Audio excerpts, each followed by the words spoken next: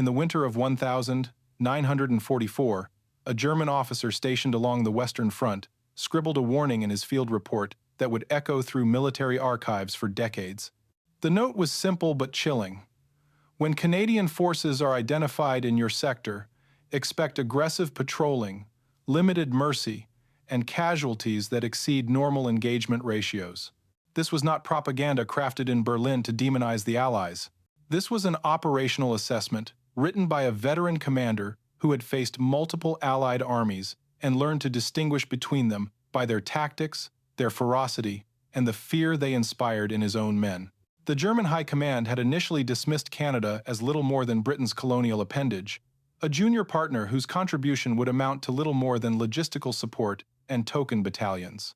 Adolf Hitler himself, in his speeches and internal communications, referred to the Dominion forces with contempt, calling them errand boys, suggesting they lacked the industrial might of the Americans or the battle-hardened discipline of the British regulars.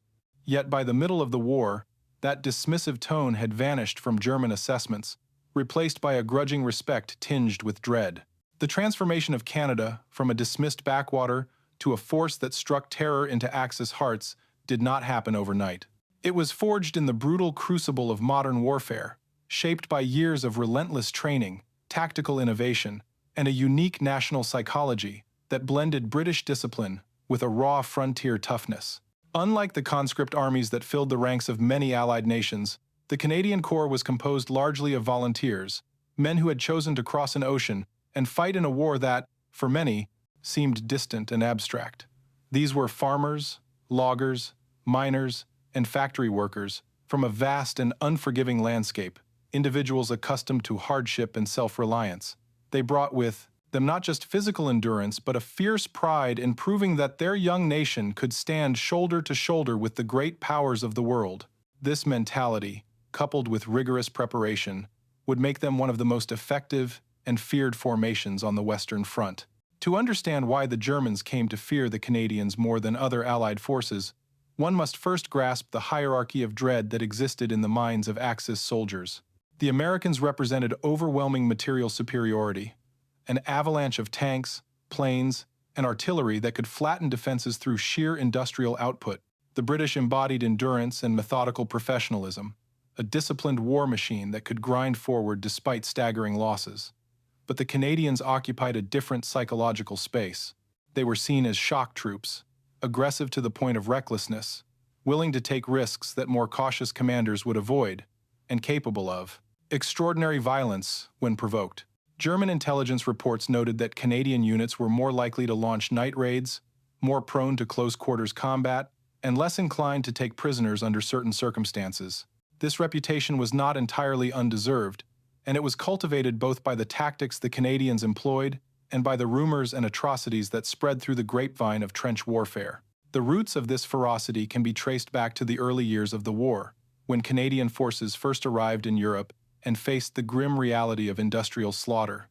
The initial battles were brutal and disorienting, with units suffering catastrophic losses as they adapted to the realities of modern combat. Officers quickly realized that traditional tactics were inadequate for the nightmare landscape of the Western Front, where machine guns, barbed wire, and artillery turned open ground into killing fields. The Canadian command structure responded by embracing innovation and aggression, developing the concept of shock infantry that prioritized speed, surprise, and overwhelming violence at the point of contact.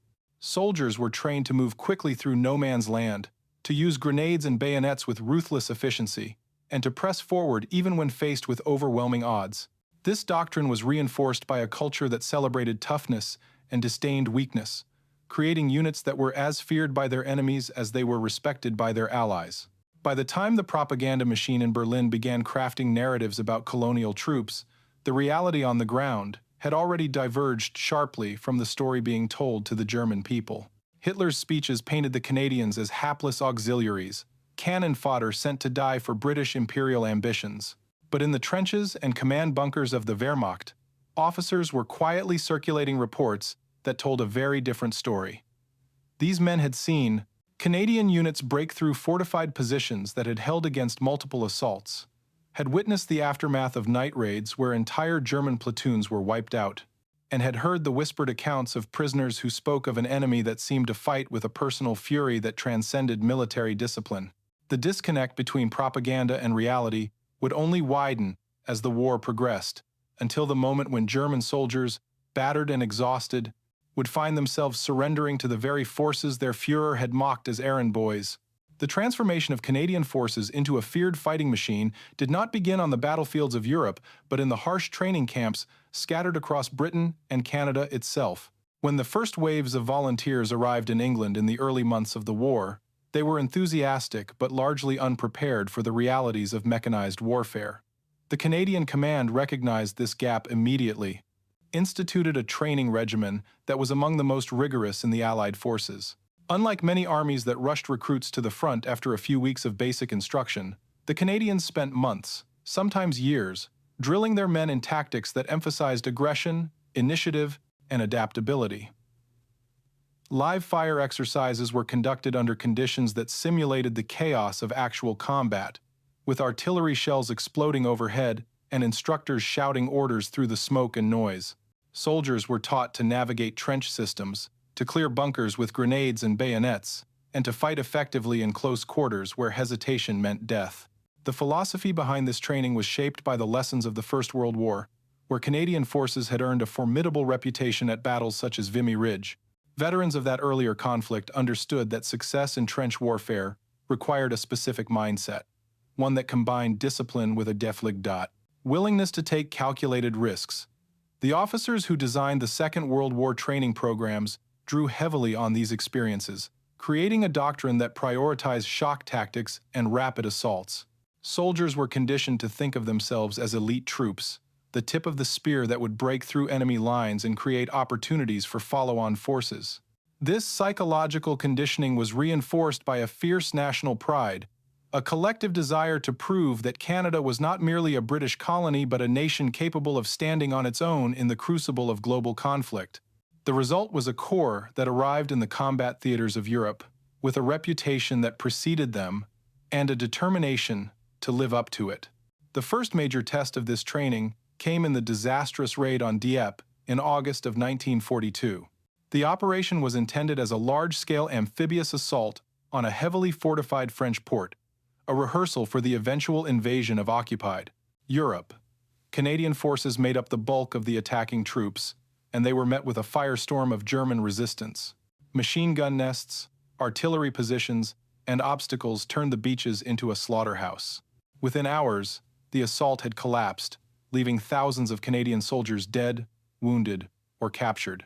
The raid was a tactical catastrophe, and it sent shockwaves through the Allied command structure. Yet, the Canadians who survived the carnage took away lessons that would prove invaluable in the campaigns to come. They learned the importance of intelligence, the necessity of overwhelming fire support, and the value of adaptability under pressure. More importantly, they absorbed the brutal truth that no amount of training could fully prepare a soldier for the chaos of combat, and that survival often depended on quick thinking and ruthless aggression. In the aftermath of Dieppe, Canadian forces regrouped and refocused, channeling their anger and frustration into a renewed commitment to excellence. The next major engagement would come in the invasion of Sicily in the summer of 1943, where Canadian troops fought alongside British and American units in a campaign to knock Italy out of the war. The terrain was unforgiving, a landscape of rocky hills, narrow roads, and fortified villages that favored the defender. German and Italian forces had established strong defensive positions, and they fought tenaciously to slow the Allied advance. Canadian units distinguished themselves through their willingness to engage in close combat, often bypassing enemy strongpoints to strike at supply lines and command centers. Their tactics were aggressive and sometimes brutal, earning them a reputation as troops who gave no quarter and expected none in return. German officers noted in their reports that Canadian patrols were particularly aggressive, probing defenses at night and launching sudden assaults that disrupted sleep and morale. The campaign in Sicily was also where the Canadians began to develop the techniques that would define their combat reputation for the rest of the war. One such innovation was the use of infiltration tactics, where small teams would penetrate enemy lines under cover of darkness, sowing confusion and creating gaps for larger forces to exploit. Another was the practice of rapid exploitation, where units would push forward immediately after a successful assault, giving the enemy no time to regroup or establish new defensive positions. These tactics required a high degree of training and discipline, but they also demanded a certain mindset, a willingness to take risks that more cautious commanders might avoid. The Canadians proved willing to accept higher casualties in exchange for faster advances and more decisive victories, a calculus that made them invaluable to Allied strategists, but also ensured that their units would bear a disproportionate share of the fighting in the campaigns to come. The reputation of Canadian forces as shock troops was solidified during the brutal Italian campaign, particularly in the town of Ortona during the winter of 1943.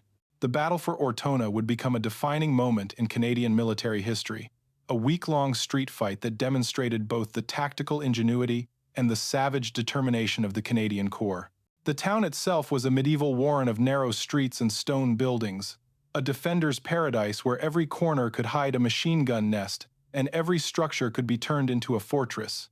German paratroopers had fortified the town extensively, laying mines, setting booby traps, and establishing overlapping fields of fire that turned the streets into killing zones.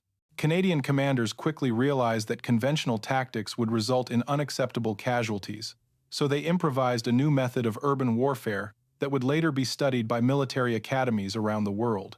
The technique that emerged in Ortona was dubbed mouse-holing, a brutal and efficient method of advancing through urban terrain without exposing troops to enemy fire. Instead of moving through the streets, Canadian soldiers would blast holes through the walls of adjoining buildings, creating internal pathways that allowed them to advance from house to house while remaining under cover.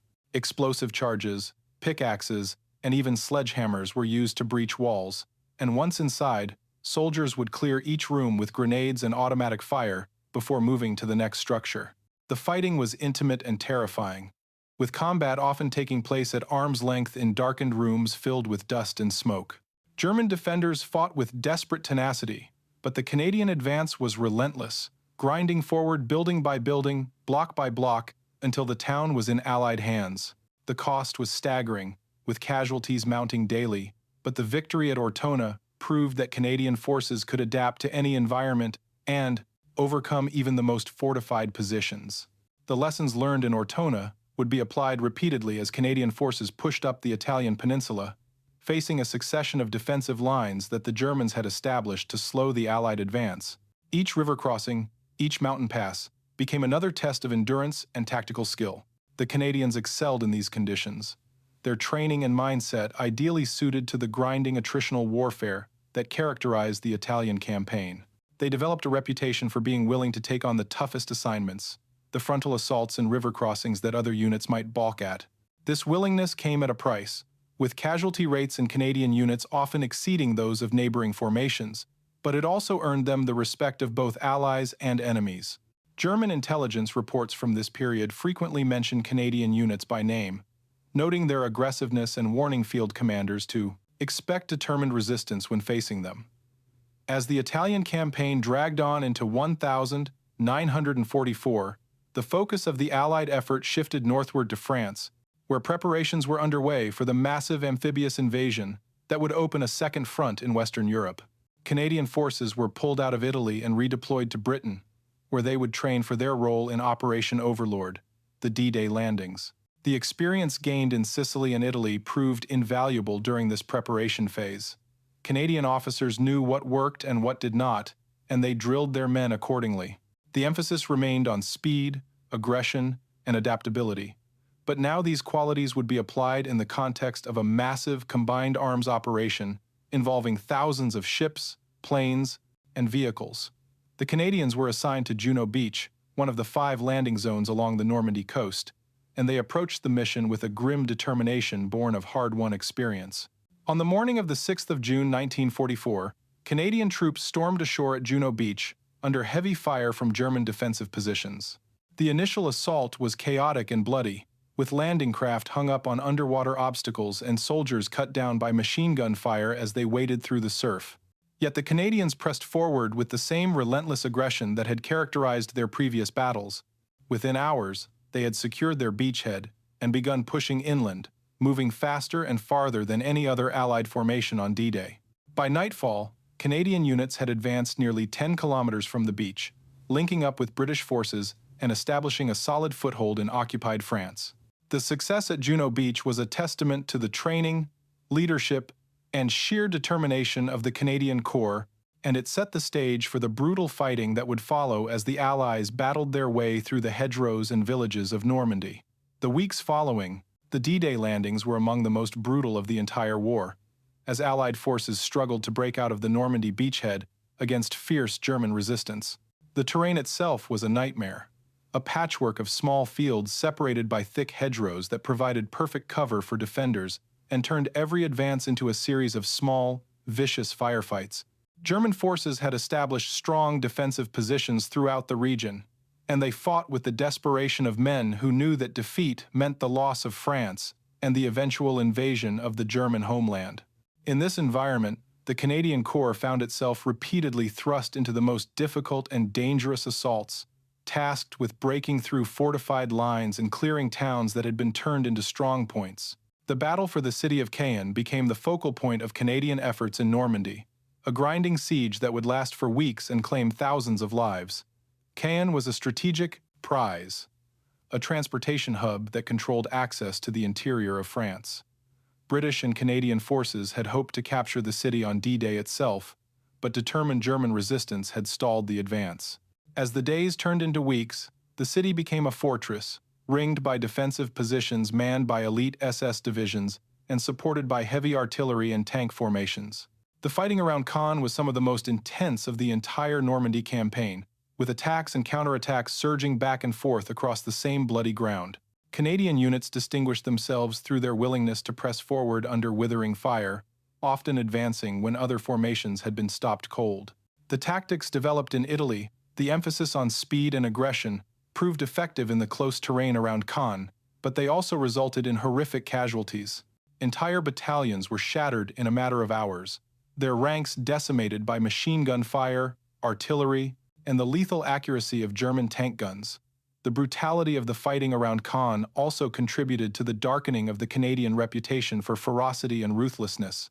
Rumors began to circulate among German troops that Canadian soldiers were not taking prisoners, that men who surrendered were being shot on the spot or bayoneted as they lay wounded. Some of these stories were undoubtedly exaggerations or outright fabrications, the sort of atrocity propaganda that thrives in the fog of war. But there was also truth to the rumors. Canadian soldiers, enraged by the deaths of comrades and hardened by years of combat, sometimes responded to German resistance with extreme violence. The killing of prisoners, while officially condemned by the Allied command, occurred with enough frequency that it became part of the mythos surrounding Canadian forces. German officers warned their men that surrender to the Canadians was not guaranteed to bring safety, and this perception only deepened the fear that Canadian units inspired. The climax of the battle for Caen came in mid-July, when a massive Allied bombing campaign reduced much of the city to rubble in preparation for a final assault. Canadian forces spearheaded the attack, pushing through the shattered streets and overwhelming the remaining German defenders. The victory came at a staggering cost, with Canadian casualties numbering in the thousands, but it opened the way for the broader breakout from Normandy that would follow. In the weeks after Caen fell, Canadian units participated in Operation Totalize, a bold armored thrust designed to encircle and destroy German forces in the Falaise Pocket.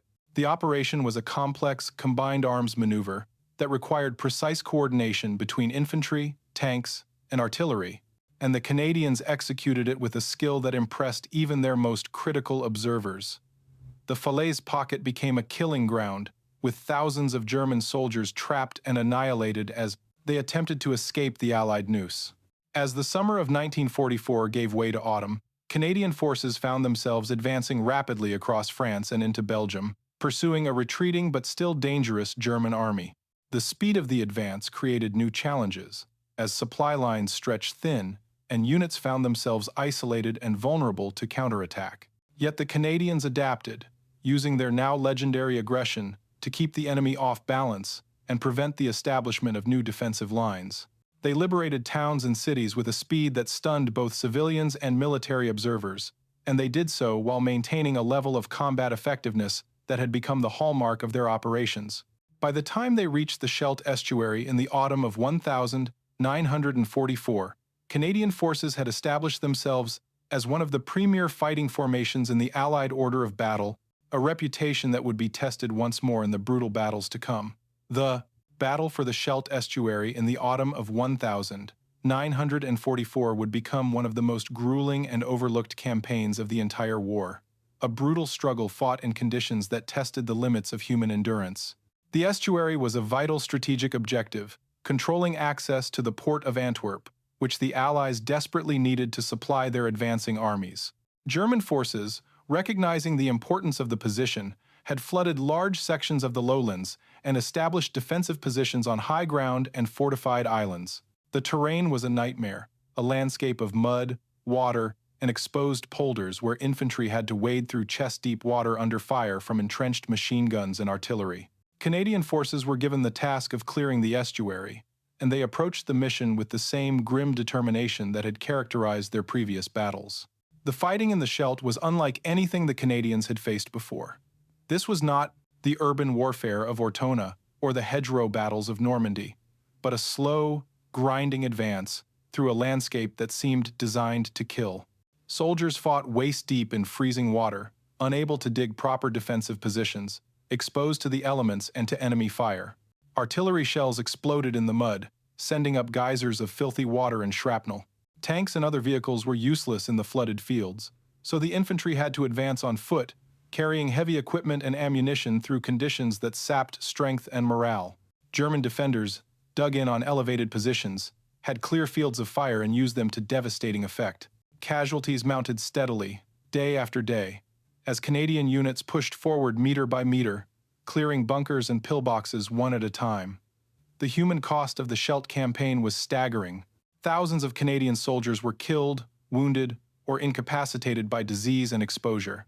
Trench foot became epidemic, as men spent days without the ability to dry their feet or change their socks. Morale, always fragile in such conditions, was maintained through a combination of discipline, leadership, and the bonds of camaraderie that had been forged in previous battles. Officers led from the front, sharing the hardships of their men and demonstrating the same courage and determination they demanded from the ranks. The fighting was intensely personal, with small unit actions determining the outcome of larger operations.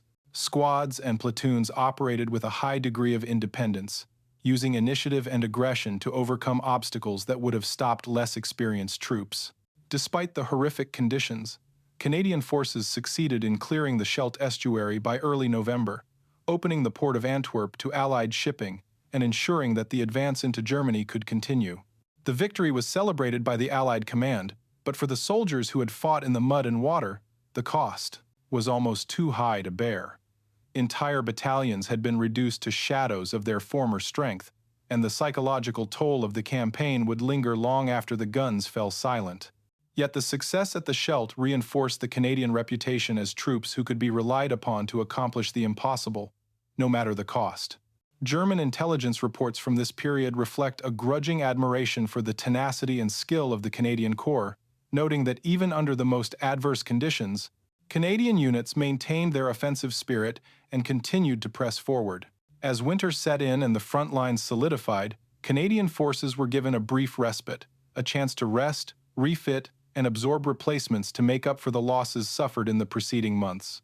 But the war was far from over, and the final battles in Germany itself would prove to be among the most intense and destructive of the entire conflict.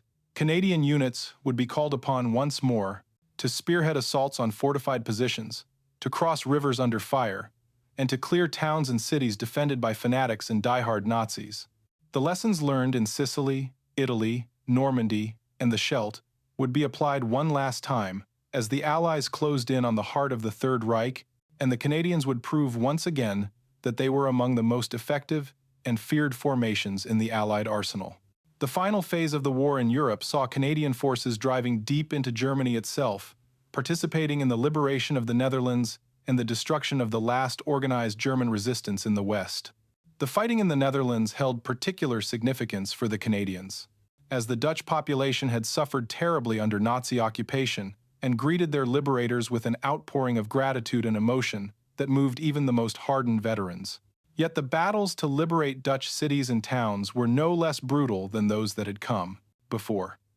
German forces, now fighting on the doorstep of their homeland, resisted with a ferocity born of desperation. SS units and fanatical Hitler Youth formations fought to the last man in some cases, turning every village and crossroads into a battleground.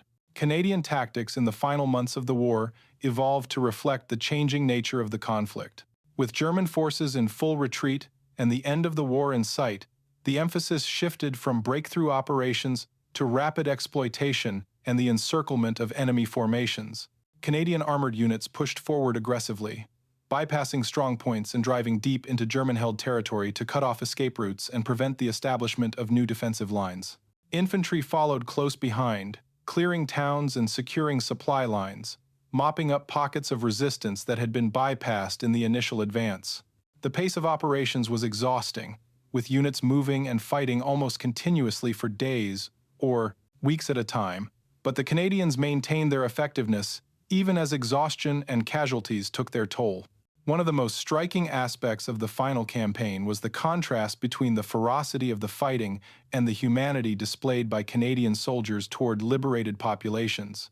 In the Netherlands, Canadian troops were greeted as heroes, showered with flowers and thanks by civilians who had endured years of occupation, starvation, and terror. The bond between the Canadian military and the Dutch people would endure for generations, a testament to the sacrifices made and the gratitude felt. Yet even in these moments of triumph, the war continued to extract its toll. German snipers, artillery, and mines claimed lives daily, and the psychological strain of combat left many soldiers emotionally shattered, unable to fully process the horrors they had witnessed and participated in. The surrender of German forces in May of 1945 brought an end to the fighting, but it also marked the beginning of a reckoning. Canadian soldiers, veterans of some of the most brutal fighting in the European theater, found themselves confronting the full scope of Nazi atrocities as they liberated concentration camps and witnessed the devastation wrought by years of total war. The contrast between the heroism of the combat soldiers and the inhumanity of the regime they had defeated was stark and troubling. Many veterans would struggle for the rest of their lives to reconcile their experiences, to make sense of the violence they had inflicted and endured in the service of a just cause.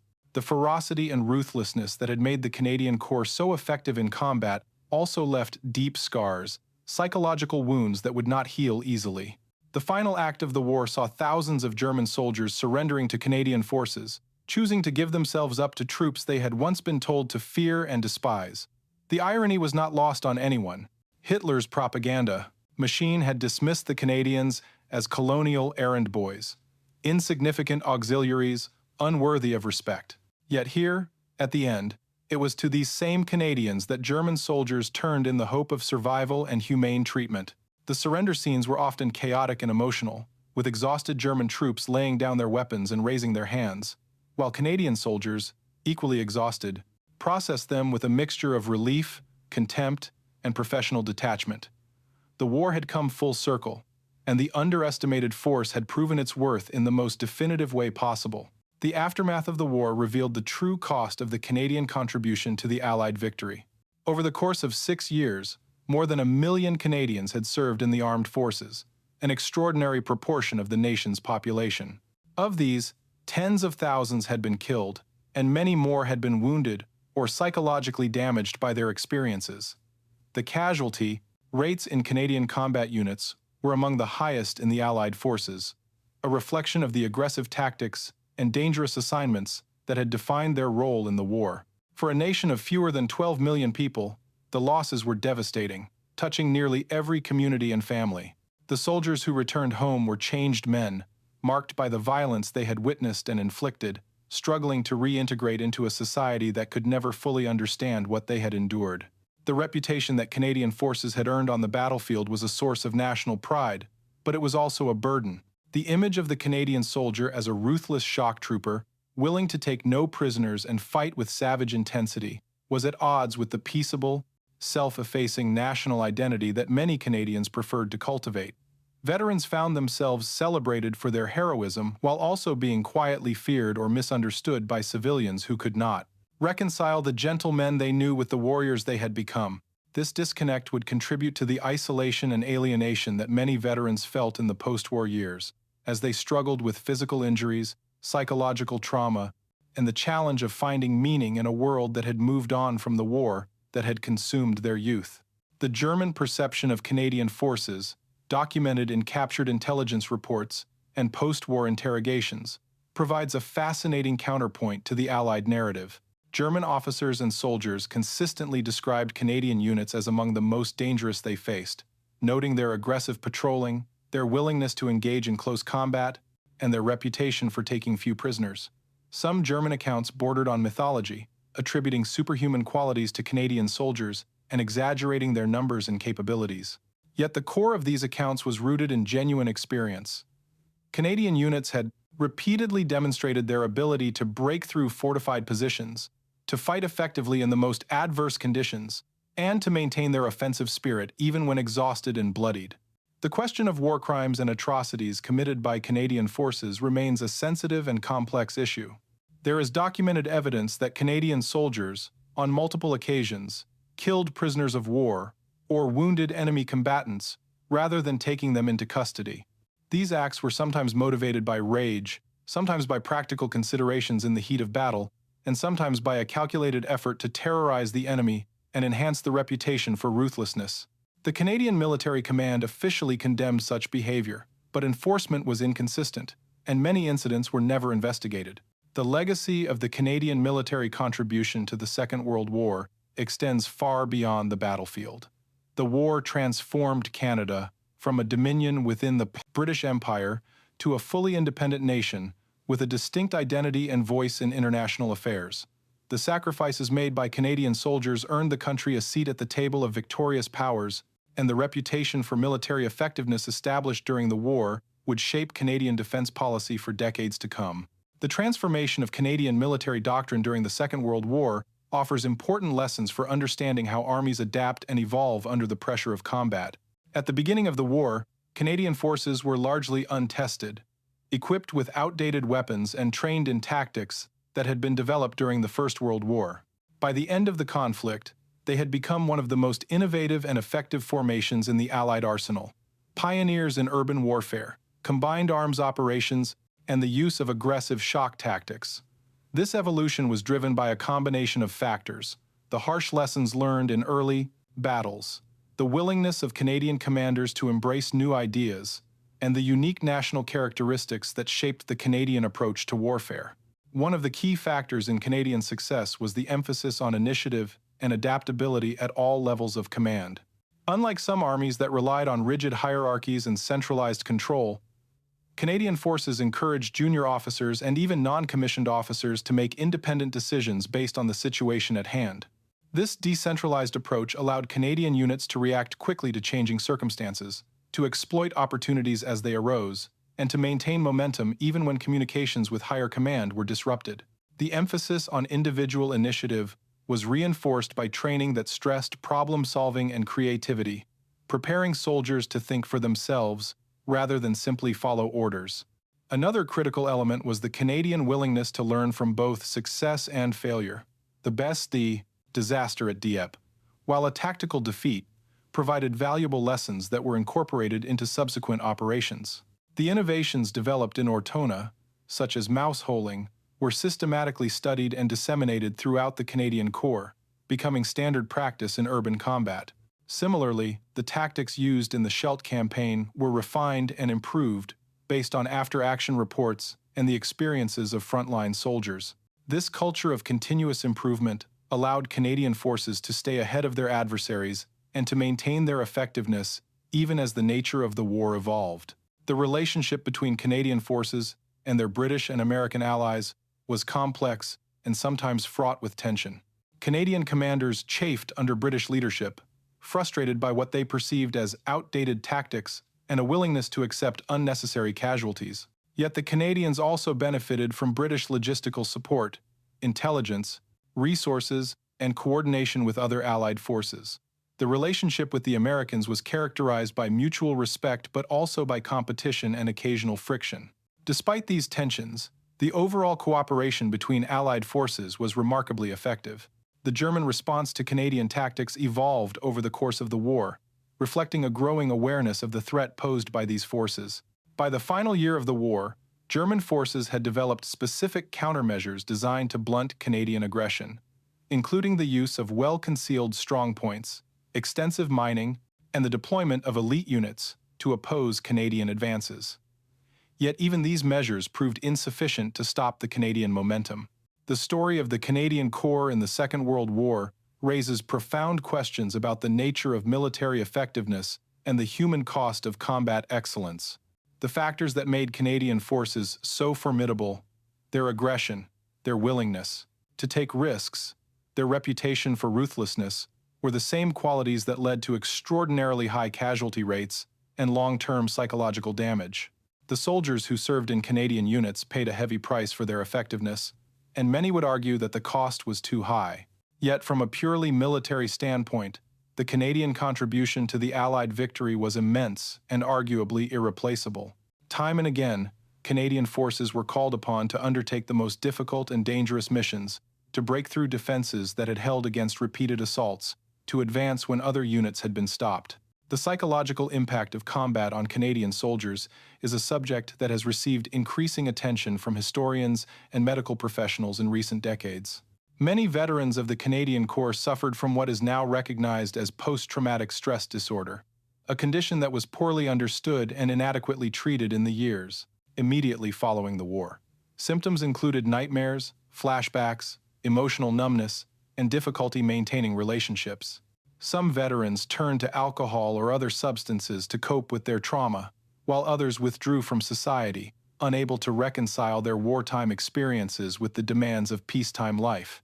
The culture of stoicism and toughness that had served soldiers well in combat became a barrier to healing in civilian life. The relationship between Canadian forces and the civilians they liberated was one of the more positive aspects of the wartime experience. In the Netherlands particularly, the gratitude of the Dutch people for their Canadian liberators created bonds that have endured for generations.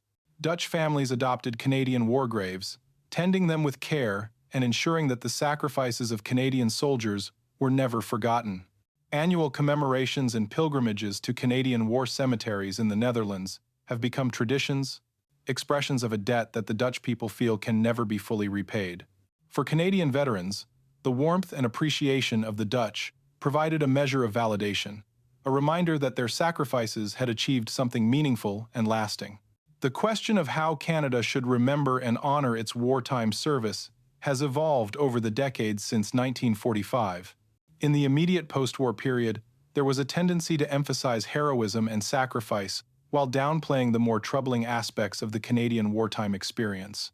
As time passed and more detailed historical research became available, a more nuanced picture emerged, one that acknowledged both the extraordinary achievements of Canadian forces and the costs, moral as well as physical, that came with those achievements.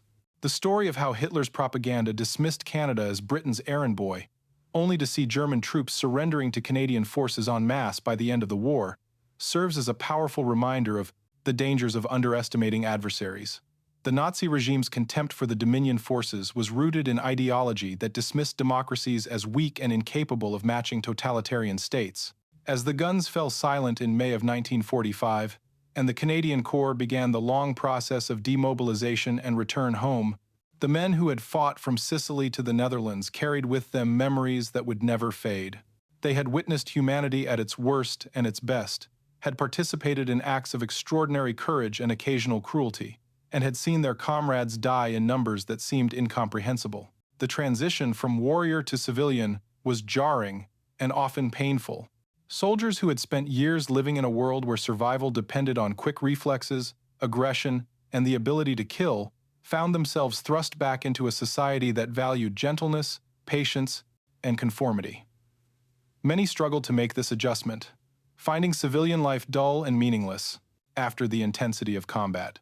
The institutional legacy of the Canadian wartime experience shaped the post-war military establishment in profound ways.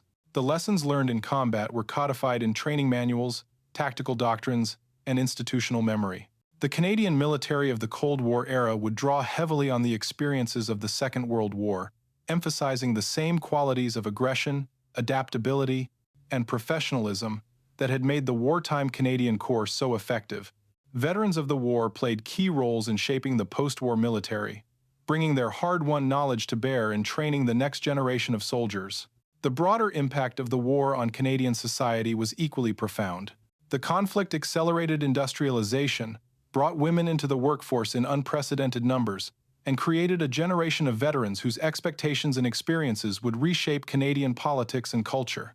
The federal government implemented programs to support veterans, including educational benefits, housing assistance, and medical care. These programs represented a significant commitment to honoring the sacrifices made during the war. The veterans themselves became a powerful political force, advocating for their interests and for a vision of Canada that reflected the values they had fought to defend. In the final analysis, the story of the Canadian Corps in the Second World War is a testament to the capacity of ordinary people to achieve extraordinary things under extreme pressure. The men who served in Canadian units were not professional soldiers or military geniuses, but farmers, factory workers, and shopkeepers who volunteered to fight for a cause they believed in. They were transformed by training and experience into one of the most effective fighting forces of the war, earning a reputation for ferocity and skill that belied their nation's modest size and resources. The price they paid for this effectiveness was immense, measured in lives lost, bodies broken, and minds scarred by the trauma of combat. The Errand boys, who Hitler dismissed with contempt, proved to be warriors who helped bring down the Third Reich, and in doing so, they wrote one of the most remarkable chapters in the history of modern warfare.